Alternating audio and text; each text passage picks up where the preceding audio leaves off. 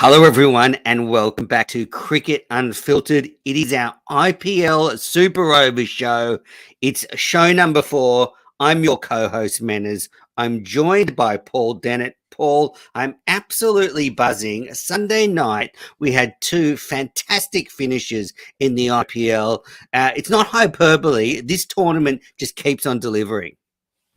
Also on Sunday night, we had the 1000th game of IPL of all time. And I kind of feel sorry for the people in 2007 who must have been commissioning the Channel 9s every decade. They do the 30-year, retrospective on the cricketing revolution. And in 2007, how smug we were looking back 30 years ago was the big cricketing revolution. And it was all behind us, but it was actually all in front of us. And there's probably some parallels. I'm not suggesting at all that the IPL is like the Second World War, but it would have been like in 1938 having a 20-year reunion at the end of World War I saying, well, that was the war to end all wars. And then the next year it all kicked off again. But yes, tenuous little link there, but amazing. And what's going on? Just as a little aside before we get to our first ball, why we've been calling for it on this show. Why is MS Dhoni still batting so low? It actually cost them the game. He came out for CSK.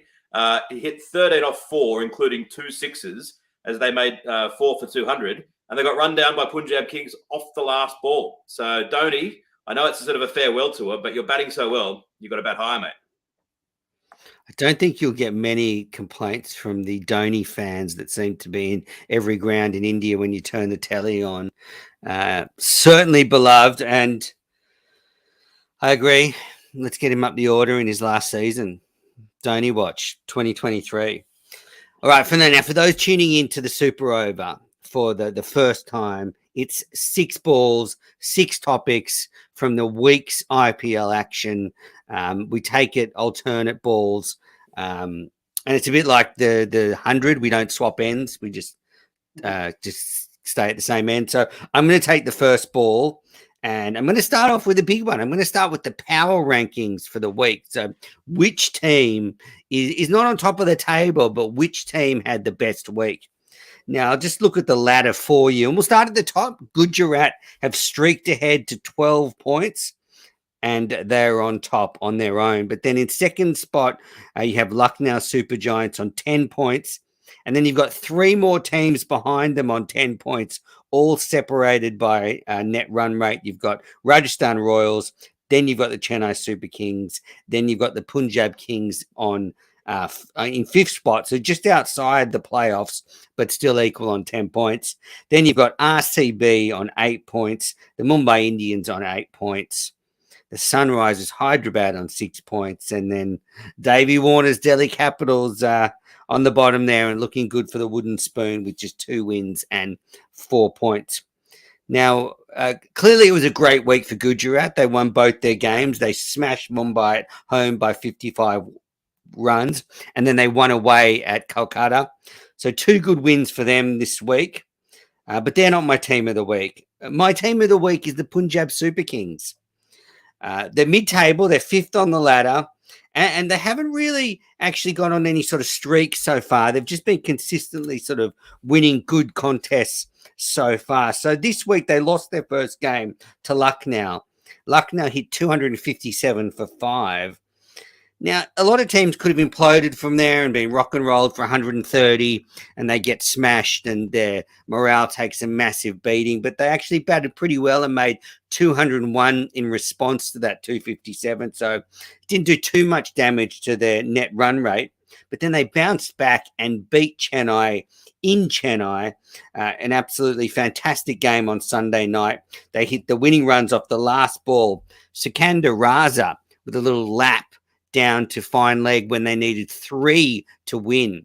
And it was a great win. They ran the 3. You don't see that very often in a T20 game, and all run 3 to win. So a terrific win for Punjab on Sunday night against Chennai. And they're my team of the week. I like them. They've got they're plucky. And I really like that win. So they win my power rankings for the week. But just to They, give you an idea, you're gone. I was just going to say, it just continues to be such a tight tournament that with LSG second on 10 points, Punjab also on 10 points, but they're in fifth. And we were lionising CSK last week, but they've had 2 losses this week. And the other point, I remember listening to the cricket podcast in the off season, and they were talking about how, although the Gujarat Titans were the winners last year, they won a fair few close games, and that over time that would all even out. Well, as you said, they're on top of the table again. They don't have the best net run rate. Their net run rate is inferior to teams 2 and 3, so they're continuing to win the key moments. Absolutely, and also this week in the Rajasthan Royals game, CSK game, when they went past 200 in the first innings, it was the 18th time it has happened in the competition this year to that point, and it only happened 18 times all last season. So that was sort of just halfway through the season to give you an idea of what tough work it is for the bowlers. But the Punjab Super Kings, my team of the week, after their win over Chennai on Sunday night.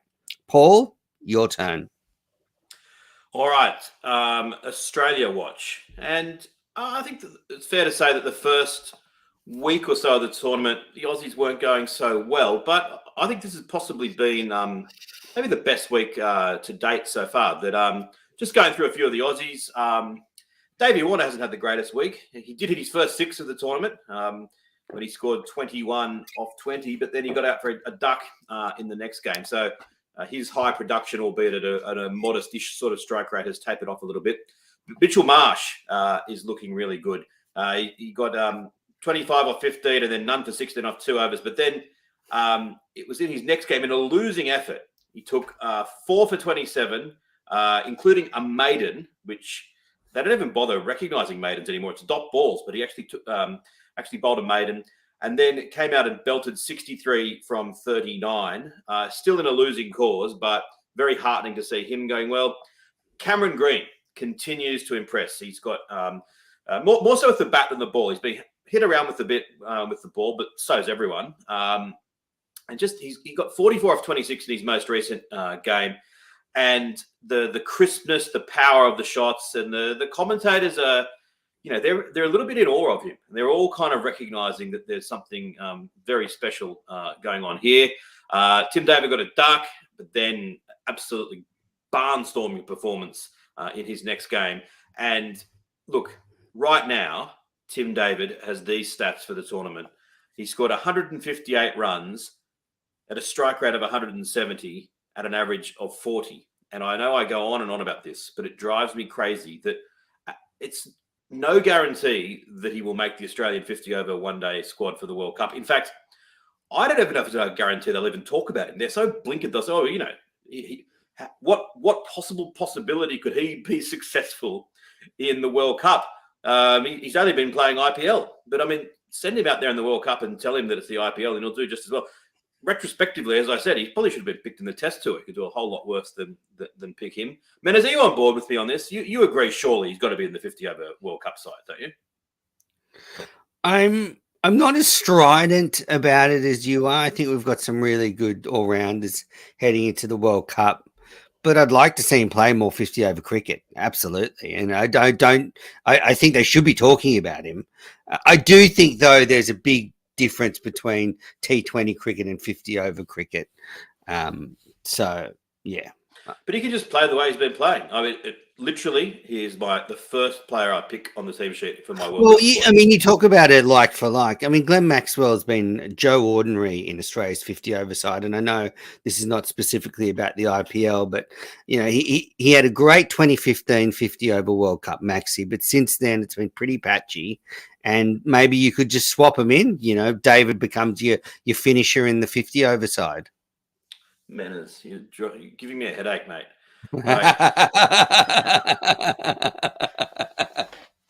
Making you choose between Maxwell and David. I could imagine if we were Argentinian now, you'd be saying, look, I think that Messi's so good. In my all-time side, there's no spot for Maradona anymore. Like, you can pick them both. You can pick them both. Jeez. Anyway. Continue. I will. Who am I up to next? I've got Erendorf. Dropped. He's been hammered around a bit. albeit a drop for Jofra Archer. So that's fair enough. Archer back to fitness. So Berendorf's out of the side. Poor old Riley Meredith, 1 for 49 and 1 for 51, each off 4 overs. It's a tough gig for the fast bowlers. Maxwell hasn't actually done much since we last spoke, but he's playing tonight against LSG. So we'll see there. Zampa has done pretty well. He's in for Trent Bolt. Trent Bolt got a bit of an injury, so Zampa came in, took 3 for 22 off 4 overs, and basically CSK were threatening a bit of a comeback, and Zampa came in and took the wickets and kept them at bay. So good to see him getting an opportunity once again. And Marcus Stoinis has played a blinder, 72 off 40 in an absolute barnstorming performance from Lucknow Super Giants. But he then he took a wicket to begin his spell. Should have got another one except for a fielding error, and then got a ball cracked back at him and had his left index finger dislocated off his own bowling. The latest I can see is that they hope he'll play in the next game. He's been sent off for scans. So it looks like he's going to be okay. I haven't seen anything more updated than that. Have you, Menace? No, I haven't. He lost the finger. Apart from that, he's fine. So just looking at the overall records, Maxwell averaging 37 at a strike rate of 187. So I'm going to have to go and delete those tapes in the first episode where I kind of criticised him. Green's looking really good now, averaging 49, strike rate of 153. Just jump in. Just jump in on Cameron Green. It reminds me of, and maybe Green will do better than this player did, but, when Shane Watson was playing for the Rajasthan Royals, and a good IPL really unlocked his international potential. And, you can criticise him maybe in test level, but if you look at his 50 over and 20 over records for Australia, they are quite phenomenal. And, a lot of that was born out about the confidence he got in the IPL. So I just wonder if India are going to, obviously Mumbai are going to be happy having Green on their team, but he might just be so destructive in international cricket in years to come. And I'll look back at this IPL as the thing that sort of unlocked it. Yeah, it certainly hasn't harmed. But I think, I wasn't critical. I'm not all that critical of his performances at test level. I think that they had that stat at the start of this last summer just gone, that his early production was sort of superior to any other equivalent all-rounder, probably dating all the way back to, maybe Alan Davidson was the last one who'd started better. And since then, he's kind of gone on for bigger and better things. So, yeah, I'm tremendously excited by him. And Mitchell Marsh hasn't had all that much average very good, but he's scoring quickly. So 94 runs at 131 looked good in that last innings. Not so nice with the ball for the Aussies. Green's been hit around, Berendorf's been hit around, Meredith's been hit around, Ellis is still sitting on the bench. The good news was the performance of Adam Zampa. Don't know why they don't give Maxwell much more bowling as well, but a pretty decent week for the Aussies, I would say, all round. You talk about the bowling. It's such a strange series of results. I think there was 9 or 10 games in a row where the team batting first won the contest, and then it sort of switched on the weekend, and we saw a few chasing teams win. But it's been tough work for the bowlers. Lots of scores over 200, quick outfields, and tough work. All right, ball 3. Well, this is a message from a listener, and this is from Chris. Hello, Cricket Unfiltered. I have to take exception to your last super over. He writes tongue-in-cheek, of course, and actually this is from the 2 shows ago. The ball about Tendulkar was so tenuous that it should be called a no ball and still needs to be bowled. Well, Chris, as you know, in the rules of cricket, I guess once the game's over, you can't go back and re-bowl it. But in light of this, he's given us a question. What do you make of the suggestion that the WPL, the Women's Premier League, will move to November and the WBBL slot? Chris, good question. There's a few parts to this question. I sort of did some digging and I could not find this suggestion anywhere. So I don't know if this is something you've heard somewhere else, but I haven't heard it suggested. But the way things work in cricket, if India wants to move the WPL to that slot, we'll just have to move the WBBL. That's what'll happen. Don't you think, Paul? Well, if that was the case, it'd be very disappointing. I think that I think this is where the Australian administrators need to earn their money. That yes, obviously basically India is going to decide the future of world cricket. I don't say that in a bitter way. That their population of 1.4 billion, a nation of cricket lovers. Without India, cricket would be a peripheral sport that would gain no interest in the world. With India, it's either the second or third biggest sport in the world. So I love the fact that India are running the show, but Australia is still a significant player. And I think if there was a situation where India decided to do that and we couldn't negotiate with them to not do that, that'd be pretty disappointing. So hopefully that doesn't happen. And you mentioned as well that there's a rule in cricket that once the game's over, the ball can't be changed. There's also a rule in cricket that if a Tendulkar does something, then you've got to use every excuse possible to go off on a tangent about Sachin Tendulkar. It's just one of the rules. We don't make the rules. Yeah, Chris, we don't make the rules. But also, I'm not too. I mean, I think that the October, November is a very good spot for the WBBL, but it wouldn't be disastrous if they had to move it to another spot. I don't think it's immovable. Then Chris has asked, how would Cricket Australia manage those women who would likely go to the Women's Premier League? Would they bar them from doing so? And then he asked, would women cricketers decline central contracts?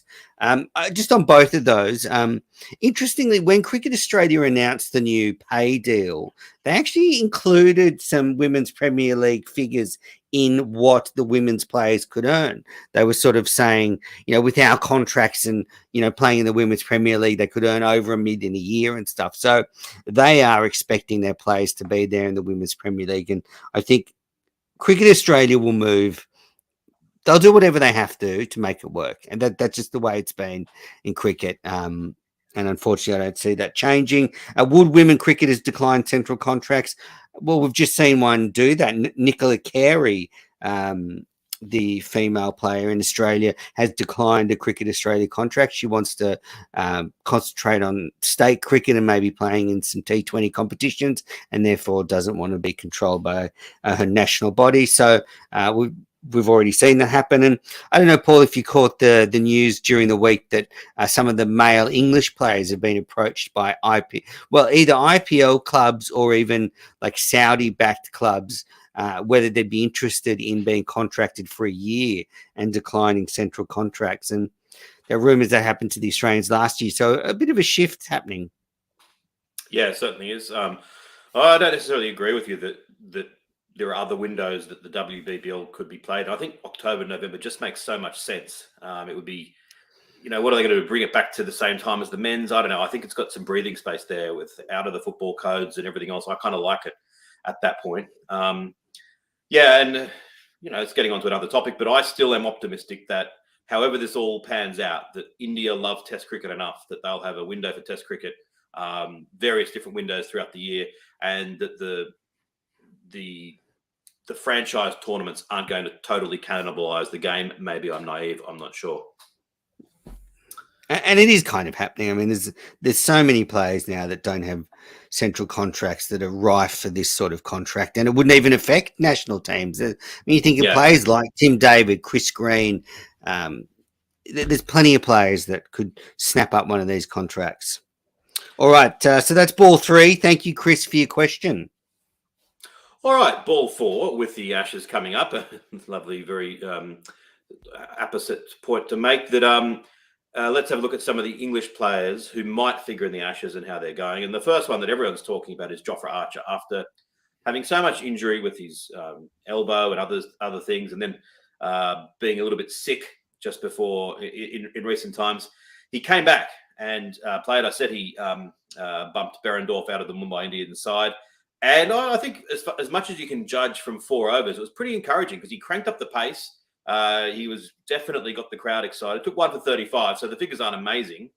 And cue any old man watching this and saying, well, that's no preparation for the Ashes. But it's a start. What do you reckon, Menace? I kind of agree with the latter, that it's not an indication of whether he could bowl 15 or 20 overs in a test match and then back it up the next day. No, but it's a start, I suppose. It is a start. It's more of an indication than what he's been giving up till now. Harry Brook has not done much since his century. So those Australian fans who haven't been following English cricket of late, Harry Brook is this extraordinarily exciting young player who's come along lit up Test cricket since he's made the side. Got a big 100, 100 not out in the IPL about 5 innings ago. And I sort of said that was the last vestige of doubt I had as to his credentials removed. Well, he's only got 9, 18, 7 and a duck since then. So I'm not saying that I'm changing my story on that, but hasn't been quite as impressive. Poor old Ben Stokes hasn't played since the 3rd of April. He's got his knee problem, which I think sounds as though unless something dramatic happens, he's going to always have pain every time he bowls. So his bowling in Test cricket might be limited to when the side absolutely needs him. He's had some foot problems as well, so they're waiting for him to get perfectly ready. But another one for the old people to say this is far from the ideal Ashes preparations.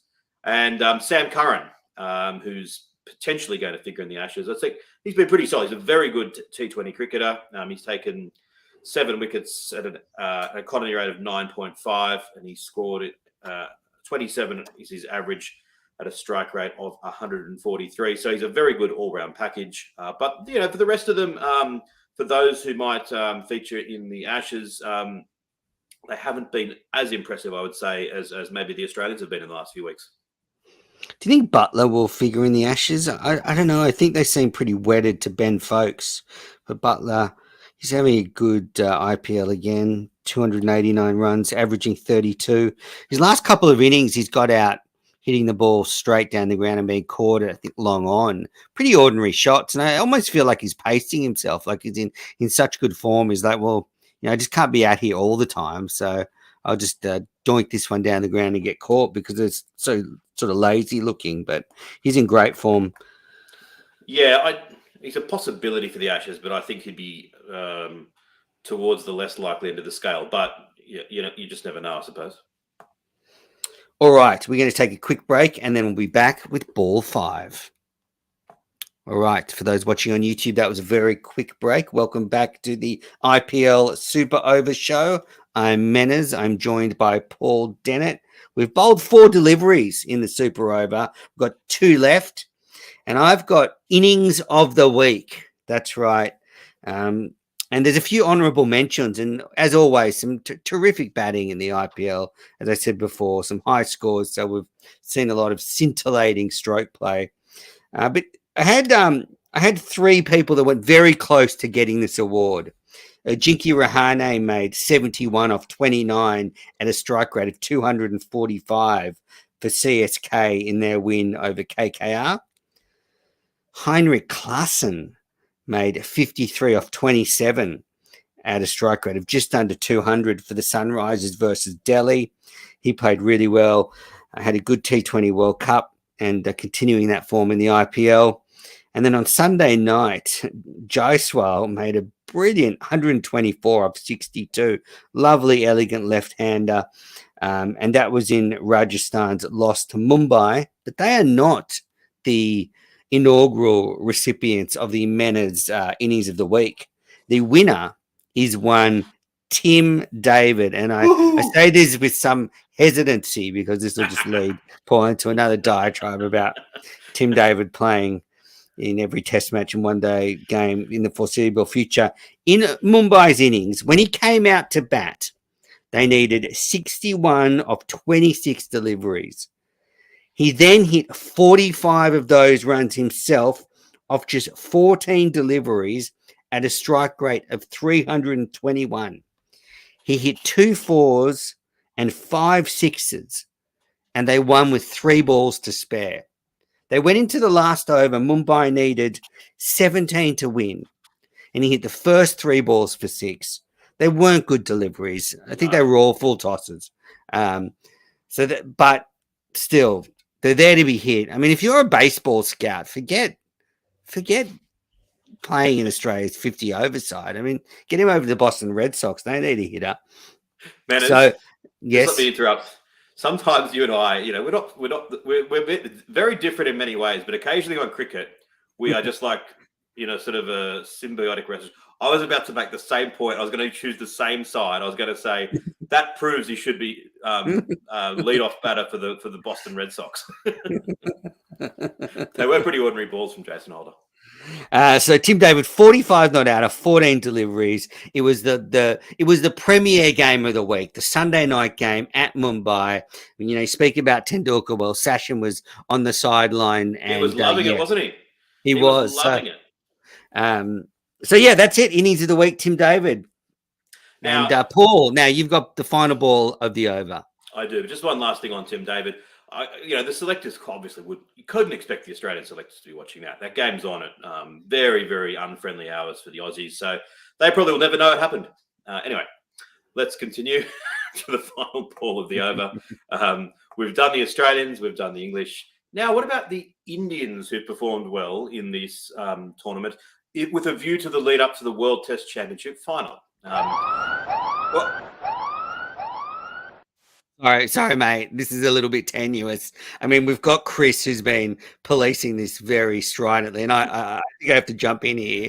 You're talking about the Indian Test squad, and that were very rough. I mean, I let the Ashes one go through to the keeper, but I'm sorry. You're gonna have to re-bowl this one. You're gonna have to re-bowl this one. What do you got? You got something else? I've got something else for you. Now, in our last show. Sorry, Pritam will be very upset. Pritam is one of our listeners, wants us to cover this Indian World Test Championship final squad. We will do it in another show. Don't worry. Sorry. All good. Last show, we absolutely gave it to Lucknow, who chasing a very small total of 135 and doing it easily, needing, I think it was like 31 off the last 6 overs, somehow didn't get there. They got 7 for 128, and I think a lot of people are thinking, where to for them from here? Well, incredibly, in the next game that they played, they scored more than double that. One more than double that. 5 for 257. There's a way to answer your critics. Poor old KL Rahul, who scored 60 odd in that previous game, but very, very slowly. He was actually dropped off the first ball of the match in this game, and you could have argued that maybe Punjab had done that as a tactical drop to keep him in. He finished it with 12. Then Kyle Mayers, or Mayers as the New Zealanders seem to pronounce him, cracked 54 off 24. Badoni 43 off 24. I mentioned before Marcus Stoinis 72 off 40, and Nicholas Pooran, who struggled, had a pretty miserable innings in that pathetic effort last week. He got 1 from 7. Well, he's come back with a bang, 45 from 19. So to hoist them to a total of 5 for 257, which is the second highest total in the 1001. Is it 1001 or 1000 games ever played in the IPL? So the second biggest total ever. They scored almost exactly 3/4 of their runs in boundaries. And as I said, just 6 below the highest, which was made almost exactly a decade ago, with a scarcely believable contribution from Chris Gale. He scored 175 not out of 66 balls in that game, playing for RCB. He hit 17 sixes. Mitchell Marsh was playing, 1 for 56 off 3. Aaron Finch was playing, none for 29 off 1 over, 4 sixes and a 4. So this was the second highest total ever. Quite an extraordinary turnaround. And one other thing as well with regards to that, I always love an excuse to talk about this, but in that game a decade ago, Gale scored 66.54% of the team's total, which is so close to what Charles Bannerman did in the very first ever Test match, scoring. Come on, mate. What are we doing here? Charles Bannerman. I'm not going to let you get that into the podcast. listeners. You might be surprised to know that was actually scripted, that would happen there. But what I wanted was for Meadows not to play it at that point then. So I went out of my way in pains. I sent him 5 different sets of instructions with the line that he was to play that on, which was not that line. But I thought, I just don't want him to come in there because I actually want to make that point and then go on to a fatuous point that he can mark me on. But Meadows No. Well, no, listen, I'm just not going to let you make the point. I mean, you think it's a joke. I'm not joking. You think, he's joking. No, not joking at all. Yes. Now that he's got Um, this sound, every time Jaleesa is on the show, if she starts to mention rugby league, she'll get. I think we're going to have to yeah. do something about this. If Jaleesa, if you're listening, we've got to take some action here. Well, Anyway, I think I've got one last thing to say, genuinely on that. Or do I? LSG's 257. What an innings! Actually, no, I think I've covered it all. Basically, an incredible turnaround. I had like a moment of sort of reflection last night as I stayed up into the wee hours watching the IPL. I thought, what am I doing to myself? Like, I need sleep, and the cricket is. And I said to you, and I wasn't joking. I sent you a message recently that I often turn on the IPL and think I'll just watch a few balls or a couple of overs, and then hours go by. And I mean, it even happens sometimes. For the later games here, if I get up in the middle of the night, turn on to see the score, and the cricket is so good, you can't turn it off. So yeah, great week. Absolutely, and yeah, I mean, you're 100% right. It's quite remarkable that when we did our Big Smash podcast about 6 years ago, that at the time we were only half tongue-in-cheek saying that the Big Bash had surpassed the IPL as the number one. It hadn't, but the gap at that stage was down to quite close. Like there was genuinely, and now, there's no gap anymore. It's just in a different planet. It's just you can't. Chasm doesn't do it justice in terms of the enormous distance between the IPL and any other T20 league.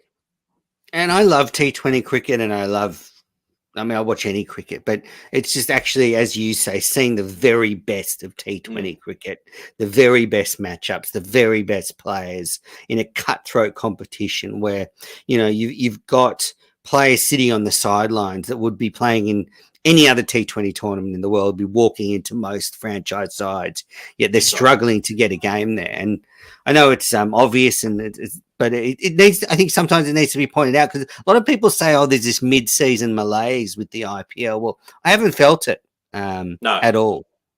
Not at all. And as much as I used to love one. I mean, we're not playing in it. We're not playing in it. Maybe the players are tired. I don't think they would be.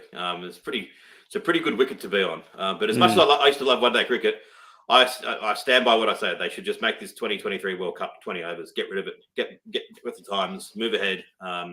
Make the World Cup 20 overs from now on. But anyway, it's a discussion for another day.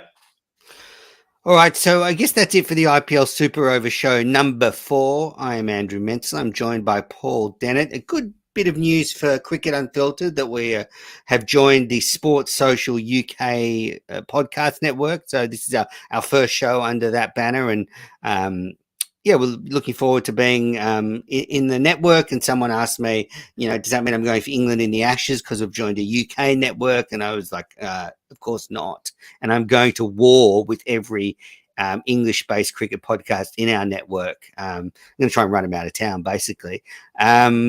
So yeah, but we're really thrilled to be part of the network. We've got some more news coming up that we'll announce soon. But yeah, Paul, anything you'd like to say before we wrap it up? No, that's all. Have a great week, everyone. All right. Well, like, subscribe, review the show if you can. Thanks for listening and watching, and we'll be back next week.